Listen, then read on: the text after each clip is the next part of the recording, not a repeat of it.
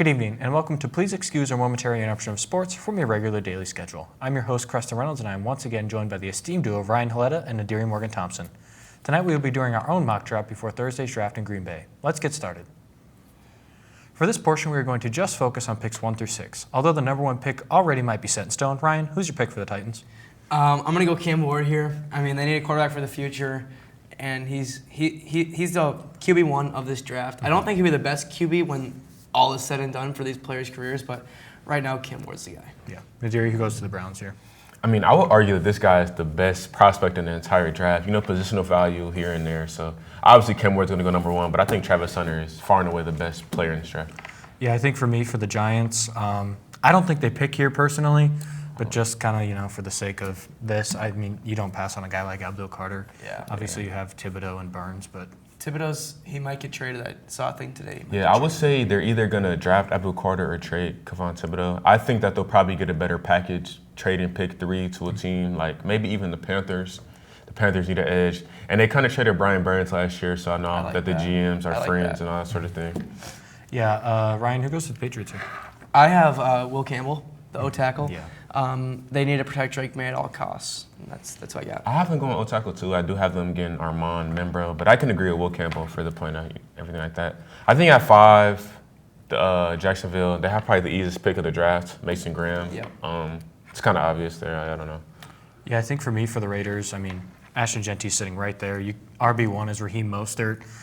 There was a stat that said they average 3.6 yards per carry. I mean, it's not bad, but Genty can just open up that offense. You just got Geno Smith, Pete Carroll. I mean, I think you can wait for a receiver for round 2. I agree. I mean, like we were talking about before the show, it's not a deep class, or it's not a top-heavy class, but it's a deep class. Yeah. And especially with pick 6 there, I mean, they can obviously wait. Yeah. I think it's interesting you said 3.6 yards a carry isn't bad, though. It's not bad. It's actually terrible. They definitely need to draft a running back, and I think Ashton Genty is the right pick. Right. I agree. Picks 7 through 13 are next. Nadiri, who's your pick for the New York Jets? At 7 in my personal draft, I had Will Campbell falling to 7, but for the sake of, continuity, I'll have them getting Armand Membro here at pick 7. I got Tyler Warren going to the Jets. Interesting. I think they need a weapon for Justin Fields. He can be a reliable weapon. They can spread him out. And I think Tyler Warren can really fit that offense and see where they go from there. See, I see what you're doing there, but I think the more important thing to having a weapon is to protect Justin Fields. Their O-line isn't horrible. I mean, their starting right good. guard is Carter Warren. Yeah, I mean, right. They need Tyler Warren then. No, it's suspect out there. And I do think, as we've seen in Justin Fields' career, when he was at the Bears, he was kind of terrible because the Bears' O-line was always suspect. And he had no weapons. The Steelers, true, had a decent offensive line, and Justin Fields finally started producing. And his wide receiver 1 was George Pickens. He's a pretty cool guy or whatever. He's not a premier wide receiver 1. And Justin Fields was still good in that situation, so I think that he would be able to succeed if they draft OT here. Yeah. I mean, they went offensive line last year in Olu Fashanu. They have Elijah Vera Tucker. They have Chikuma Okafor. And they have Joe Tippmann. I don't think their offensive line is horrible.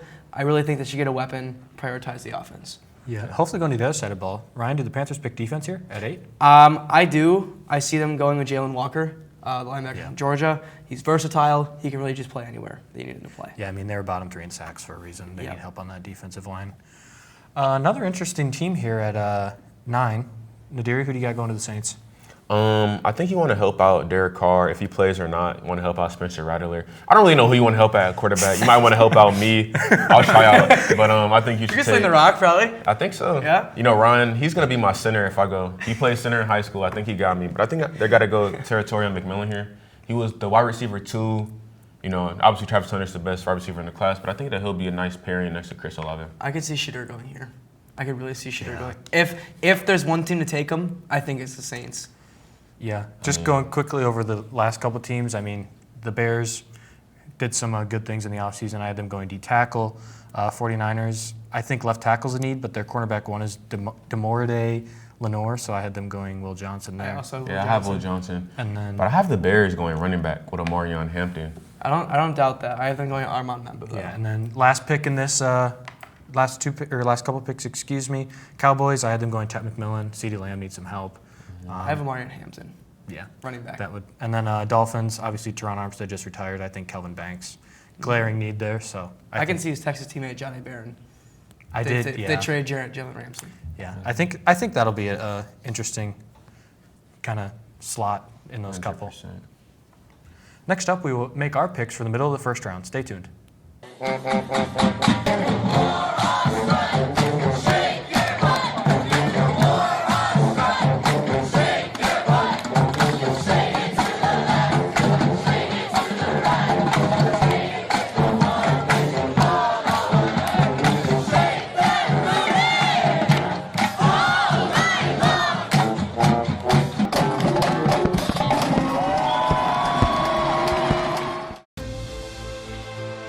Passion's love.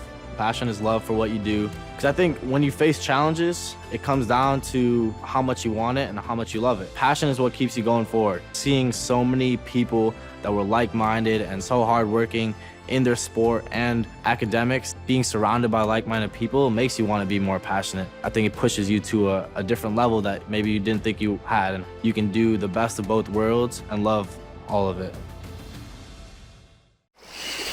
It's always been there, his love of the outdoors. Some days, you wonder if it might be his calling. Truth is, you know that the things he's passionate about today will build the foundation of what he does tomorrow, and possibly inspire a new journey. All he needs now is a way to make it happen. We are the universities of Wisconsin. 13 universities, unlimited opportunity. Matt checking in to see how Sam is doing on his project, and it's getting close to exporting now, the final step in the process. And it is complete, and Sam is hyped. Finally gets complete and spikes the ball into the end zone. Sam's celebrating with his colleagues, and they throw a flag on the play. The ref's gonna call excessive celebration. Sam is in disbelief and can't believe it. He tries to dispute the call, but the ref is not having any of it.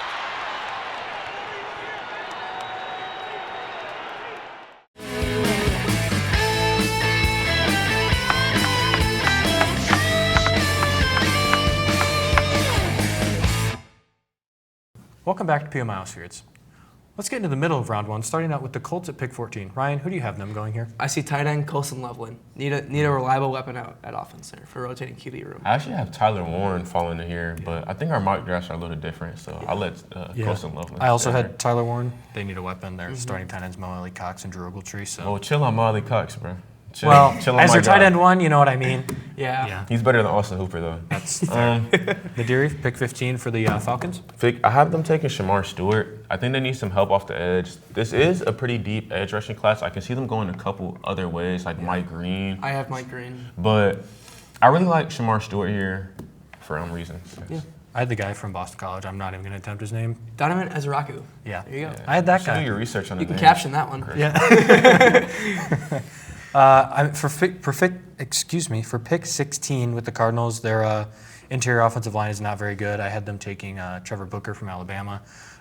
As we were talking before the show, their wide receivers kind of meh, but I mean, we've seen how productive James Conner can be, and if you get that O-line a little bit better, he can produce a little bit. Yeah, I mean, James Conner in 2025, we've seen how productive he can be. He's an aging running back. I've fallen for that trick before. You're not going to get me again.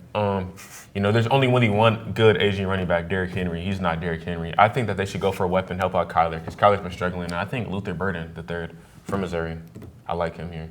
Ryan? I got Josh Simmons, Yeah. Ohio State tackle. Yeah. Ryan, do the Bengals pick defense here at pick 17? They do. I have them going Walter Nolan, D-tackle from Mississippi, Ole Miss, that is. Just outstanding talent. Yeah. Second best D-tackle to the draft. Yeah, I have him getting Derek Harmon, but he's also a defensive Yep. tackle, so it's kind of He's the good same. too. I had a different D-tackle. I had Kenneth Grant from Michigan. Okay. Same position. Just same just, position, different yeah. guys. Okay. Nadiri, lots of new faces for Seattle, but who do they get here at 18? At 18, I have them going for another Ohio State wide receiver, Emeka Egbuka. Yeah. Yep. I got Gray Zabel, offensive lineman from North Dakota State. I also had Gray Zabel. His arms are too small. I'm not going to fall for that. He's a And guard. plays- He can be a guard. He can be center, tackle. And he plays FCS. Just what? quickly here, I think for the Bucks, I'm going Siobhan Revel here. They need a corner. They have Jamal Dean, Zion McCollum, and Tyke Smith at corner. Big corner. So I think that's an interesting pick. Ryan, quickly with the Broncos at 20, interesting pick here. I got Luther Burden. Need some speed for Bo Nix there and Cortland Sutton in that offense. I went Amari and Hampton. They need a Okay. running back. Yeah. But, we'll see. Yeah. A QB needy team starts us here in the next section. Nadiri, who do you got for the Steelers? Steelers at 21. I'm gonna be honest, bro. I think if you're not taking Cam Ward, if you're taking a quarterback on the first round, you might need to get fired at GM. Obviously, I'm not an NFL GM, but For good reason. Shador Sanders, Jackson Dart, all these guys, they just seem like guys who are going to be there in the second round, and you're not going to regret taking them later on. I think that a bigger need for them might be cornerback, and I think that they should take Jahdae Brown. I think he's probably going to be the best talent at that pick, and I think reaching for a quarterback has proven to be dumb for them because we saw what happened with Kenny Pickett. Yeah. Shout out Small Hands. Yeah, you're not wrong. I can see them going Jackson Dart here, though, because they need a quarterback, especially if Aaron Rodgers doesn't sign anywhere. Yeah, I had Shador just because if he falls here, you almost got to here. Ryan, you get the Chargers at 22. Who do they got? I got Tetero McMillan. Somehow he's going to fall, and I think put him in Jim Harbaugh's offense with Justin Herbert, Lad McConkey. If he falls, I think they take Tet. Interesting. I don't think he'll fall, but if he falls, I would take him at 22 too. I'd probably take him at 21, 20, 19, 18, like all the picks. You just take him every time he falls. Yeah, I had the basic pick. I had him picking Loveland. Jim Harbaugh, Colson Loveland, that connection there. I can see that. I get the hometown Green Bay Packers here. I do have them being smart in the first round here. Mm-hmm. Maxwell Harrison, corner from Kentucky. Okay. They need a corner. I think it's a little early for Maxwell Harrison. I think he's more of a day two guy. I have them going Nick Scarton from the edge rusher from Texas. I actually had them taking Mike Green, edge rusher from Marshall. I would like that too. Edge. It's edge. It's edge. Same thing, kind of. Yep. Nadir, you get another NFC North team here with the Vikings. I think they're going to take Malachi Starks. I think he's probably the best safety there. You can talk about Nick Emmanwori and like all the things that he tested and all that. At the end of the day, Malachi Starks is proven at the highest level. I trust him in that Brian Flores system. I also have Malachi Starks. Yeah, great pick. Ryan, Texans at 25. I think they ought to take Emeka Egbuka if he falls here. I think I'll take a receiver. Tank Dell's not going to be here for 2025, so they need a receiver. I think I'm getting tackle Josh Simmons. But I had that one as well. That's a good pick. My pick quickly for the Rams, I think they take Jahad Campbell, linebacker. Obviously, that edge rushing room is really good. Their linebackers are kind of matched, Roy Reader and Omar Spates. So I think they need a good coverage linebacker. And then final pick in this section, Nadir Ravens, 27. I think I have them going for the ball of talent that is Nick Emmanwori. I put him next to Kyle Hamilton. I think that could get pretty interesting. I had them picking Nick Scorchin because their edge rushers are Broderick Washington and Adeo Adole. So I have O-tackle for the Rams and Ravens. So that'll be interesting you too. can never have too much O-line. Exactly, especially with Lamar Jackson and Derrick Henry. Yep, exactly. Coming up after the break, we will pick for the end of the first round. Stay tuned. Have you heard of UROC? We're part of Whitewater and our own thing. Come on, we'll show you. I learned how to be a college student here, and now I'm headed off to Madison to study global health, and I know I'm ready. People like me who aren't a fan of big crowds would really like UROC because it's welcoming and it's laid back. My advisor helped me figure out my schedule, organize my time, fill out my FAFSA, and figure out what classes I liked and how to turn that into a major. And if I had to do it again, I would choose UROC. You ready to rock? You belong here. Wisconsin Intercollegiate Athletic Conference. We're here to compete, to inspire, to grow, and to make history. We are rooted in tradition. For over a century, we have contended as the premier conference within Division III. I shot the ball!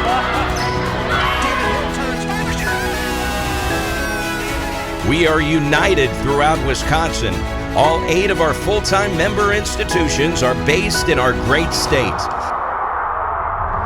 But although Wisconsin is our home, our impact reverberates across the entire nation, crowning 180 national team championships and counting. Our mission is to shape student athletes who excel academically and athletically, equipped to become leaders in life. We are here to build on our enduring legacy and move boldly forward into the future. We are the WIAC, Excellence in Action.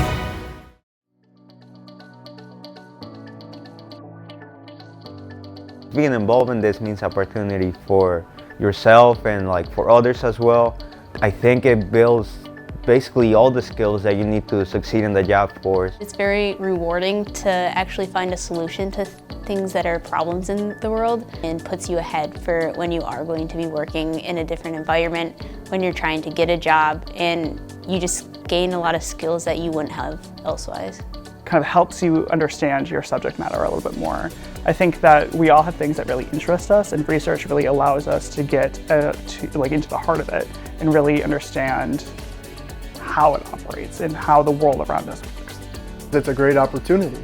What I mean by that is that it gives them the experience of research while they're still in school. By having this kind of research underneath your belt, you get the experience of what it takes to be an effective leader within this field. I'm a lot busier than I thought I'd be. It's a lot more stuff to do every day, a lot more on my plate, but I really love doing it. Participating in undergraduate research has just allowed me to kind of enhance those skills, like communicating when I give the presentations, preparing a presentation, preparing abstracts, writing and everything. It's a ton of fun. I have a great time. You get to go really cool places. Last October, I got to travel to Pittsburgh to present at the Geological Society of America. I mean, Wisconsin Dells, Alabama, New Orleans, Washington, D.C., so many different conferences where I was able to make connections with others inside the field. Like, I've never been to Pittsburgh, and it was just so cool seeing all that and meeting all the different types of people in my field and getting to talk with grad schools and different careers. I mean, yeah, traveling, you get to do what you love. So it's definitely impacted my college experience just because I've been given so many opportunities to grow. At this point, I've been doing it so long and so kind of like built into my college experience. I can't see doing college without also doing research like this.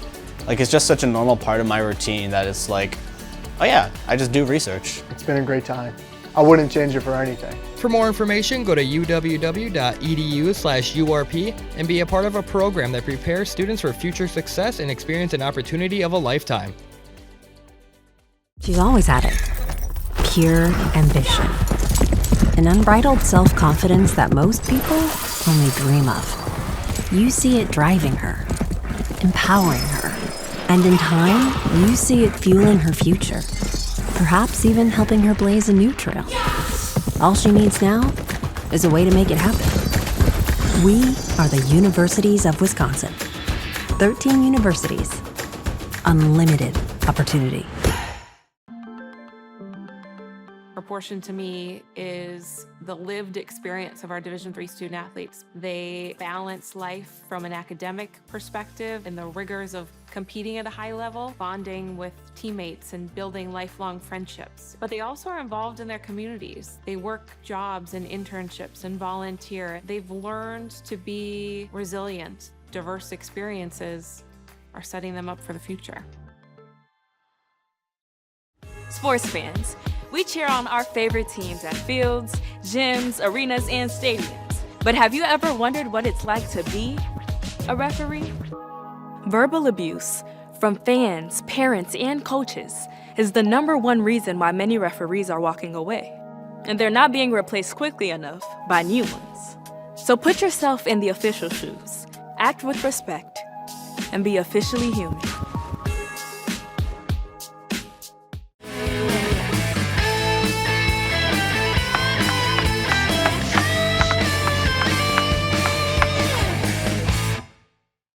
Welcome back to the show. Let's pick for the final 5 teams in round 1. Ryan, who's your pick for the Lions at 28? I have them getting another weapon. I got Matthew Golden from Texas. Interesting.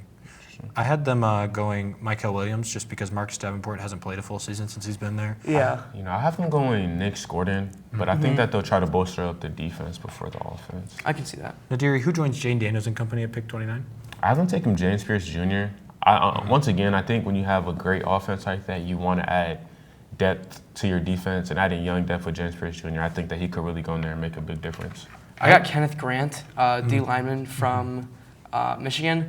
Jonathan Allen went to Minnesota. He just added the D lineman. I know they got Javon Kinlaw, but it's good to have bodies in there. I went Benjamin Morrison there. We talked about how Marshawn Lattimore is not a good cornerback 1 in 2025, so you got to add to that. Yeah. For the Bills at 30, I have them taking Trey Amos from Ole Miss. They did just re-sign Trey White last week, but still, I think you always need corners on that team, especially when you have a Josh Allen-powered offense and how high-powered that is. I could see Donovan Ezeraku. That's what I have them taking too. Because they got Joey Bosa there for probably a season just to develop. Yeah, they have Mr. Ezeraku.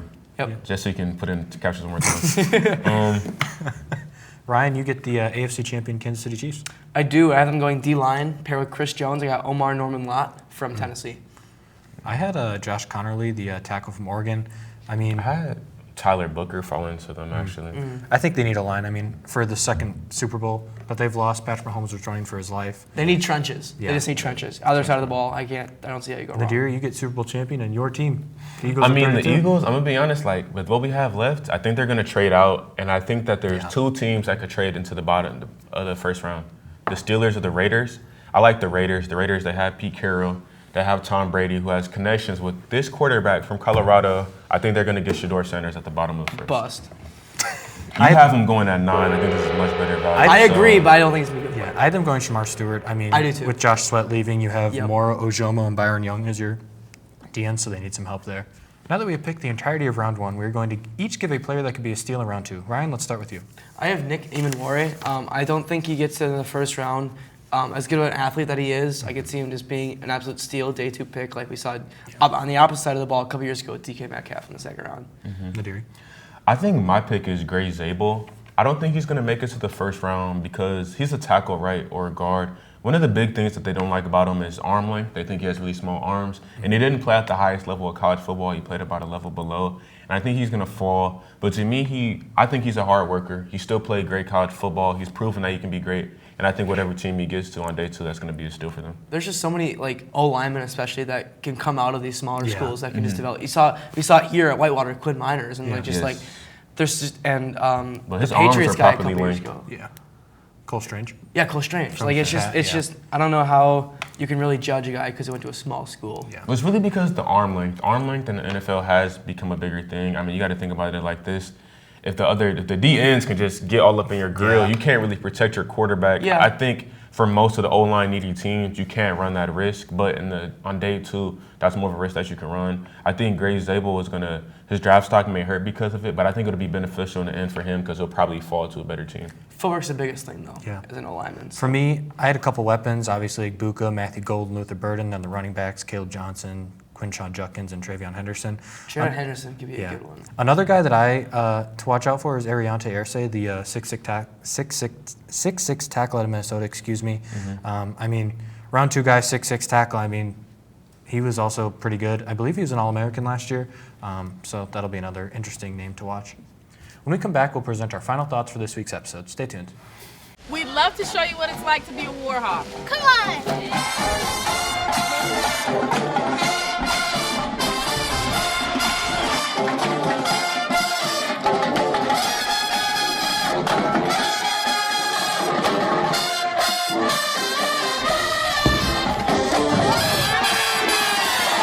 Don't miss out on your chance to be a Warhawk. At UW Whitewater. You belong here! You can see it. His potential, that is. You see it even when he may not. You see that the things that spark his interest today will in time ignite the things he pursues tomorrow. And ultimately, help him reach new heights.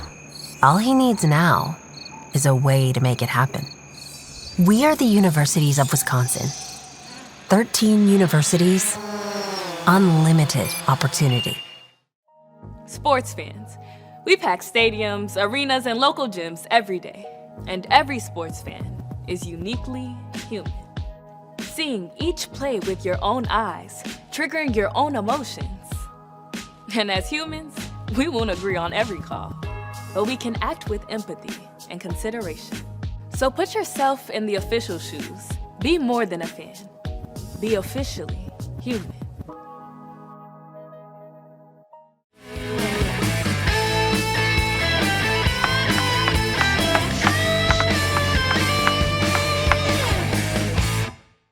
Welcome back to PEOMIOSFYRDS. Let's give our final thoughts for this week's episode. Nadiri, anything you want to discuss? I mean, for me personally, I think the NBA playoffs, they started off wonderful, right? LA, Denver, 7-game series. Milwaukee, Indiana, 5-game series, Indiana. Minnesota, LA, 4-game series, Minnesota. Detroit, New York, oh my God, another 7-game series. Golden State, Rockets, 6-game series, Warriors. That's to be a 7. No. Rockets offense is bad. Fred VanVleet shot 4 for 19. He almost shot 4-20, which was the day. Shout out Easter. But yeah, that was crazy. I don't know. The NBA playoffs is going to be wild. It's going to be fun. It's going to be insane. Yeah. I'm looking forward to a Warriors championship run. If they win, I will get the number 30 tatted on my wrist for Steph Curry. Put that on God. I think for me, the NFL draft is going to be absolutely amazing, extremely unpredictable. I'm just excited to watch it on Thursday. Yeah, I think it'll be interesting. My final thought, Craig Yoho is finally getting called up to the Brewers. Finally. Unfortunately, Ryan, do you want to know who they sent down? I know you're a big Brewers guy. Well, I'm going to hope it's Yoel Payams because he has a 15 ERA. Yeah, you'd think they sent down the stud Logan Henderson, who pitched against the A's. Yeah. Logan Henderson that pitched on Saturday? Yeah. The guy that had 9 strikeouts, yeah. Or yesterday? Yeah. The one who finally got the Brewers to win. Nah, that's... No. Yep. Are you serious? Yep. They did right sending Elvin Rodriguez down, but I guess Yoel Payams is safe. I don't know what they see, but... Why will they never just DFA this guy? This guy needs to be gone. This guy needs to be gone. I can't watch him pitch anymore. He's immune. I can't watch him pitch anymore. He's going to sell. Even more. He might even sell tonight against the Giants. He might. Probably. He came in the night, gave up a home run to the A's. It might be 7-0, and he might let up 8. He's not the best, but... You need to stop talking. Okay. I guess that will do it for us here tonight. Thank you for watching this week's episode, and this has been Please Excuse Our Momentary Interruption of Sports from your regular daily schedule on UWW TV.